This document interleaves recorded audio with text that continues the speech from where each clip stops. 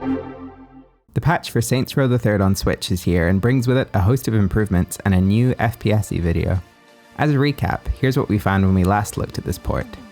First, despite a native 1080p while docked and a native 720p while handheld, image quality is let down by a strange visual artifact which is noticeable whenever objects or the player character in the scene overlaps with alpha effects. Secondly, cutscene performance is very uneven with dips as low as 18 FPS but never close to maintaining 30 FPS. And thirdly, performance during gameplay sequences can vary wildly from as low as 11 FPS but with the potential to go as high as 48 FPS as the game runs with an unlocked frame rate. Overall then, not a great start. So what's changed? Well, firstly, taking a look at image quality, it doesn't appear that any cutbacks have been made to it. During my pixel counts, it still came out at a native 1080p while docked, which is a relief. The artifact related to alpha transparencies is still present, of course, but it's good to know that they haven't reduced the fidelity in order to increase performance. Looking at the side-by-side footage in the background, it's quite clear that nothing's really changed here, which is good. So how about cutscene performance?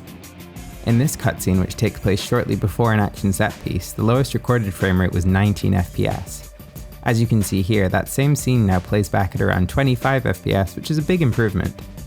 This entire sequence also plays out at an average of 30 FPS now. While it's still not perfect, given it can occasionally go above 30 FPS, it looks a lot better overall. In the second cutscene, we can see again a big improvement in the minimum recorded FPS, going from 17 FPS in the unpatched code to 25 FPS at the same moment in patch 1.4.0. The average frame rate also takes a bump, going from 26 FPS on average to 30 FPS. This is again much more in line with what you would expect from a port like this, but it's still not perfect. So far, so okay-ish then.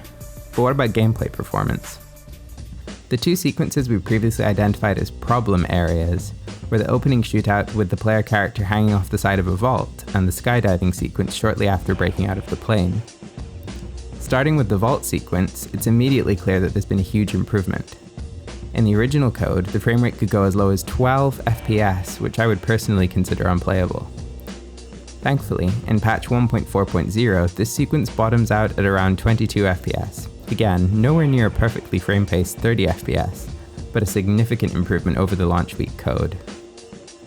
The average frame rate for the sequence has also gone from 26 FPS to 29 FPS, although it can still go above 30 FPS in certain instances, so the overall delivery still feels really uneven and jerky.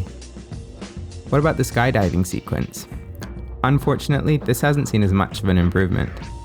Before the patch, this sequence could go as low as 11 FPS in some instances. In patch 1.4.0, this improves to a minimum of 18 FPS. However, the average frame rate has stayed the same in patch 1.4.0 as it was in the unpatched version, coming in at around 24 FPS on average. Based on this, I believe what we're seeing here is that specific optimizations have been made to certain problem areas, but the overall performance profile hasn't changed all that much. If we look at this indoor shootout for example, we see that the readings from patch 1.4.0 are much the same as the readings from the day one unpatched code. The frame rate can still go well above 30 FPS at times, but there's no consistency to the delivery, and it can still dip below that number. The same goes for driving around Steelport. The numbers for minimum and average frame rate are about the same as the unpatched code.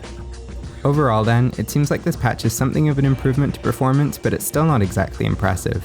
Whether this is just due to the performance of the original code, or maybe a rushed port, it's not clear. But it's a shame, as in recent years we've been looking at a much more consistent 30 FPS across most games. This 360 era port definitely still feels like a 360 era game performance-wise, and it's a real shame.